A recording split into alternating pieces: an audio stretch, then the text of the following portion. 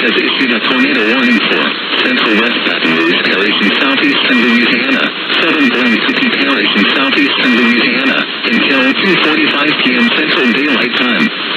At 2:14 p.m. Central Daylight Time, a severe thunderstorm capable of producing a tornado was located near Woodville, or 9 miles northwest of Port Allen, moving northwest at 35 miles per hour. Hazard, tornado. Source, radar indicated location. Impact, flying debris will be dangerous to those caught without shelter. Mobile homes will be damaged or destroyed. Damage to roofs, windows, and vehicles will occur.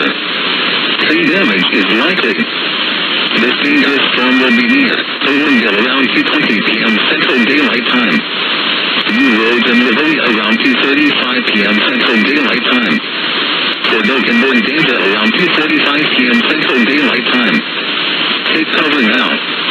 Move to an interior room on the lowest floor of a sturdy building. Avoid windows. If you are outdoors, in a mobile home, or in a vehicle, move to the closest substantial shelter and protect yourself from flying debris. Heavy rainfall may hide this tornado. Do not wait to see or hear the tornado. Take cover now.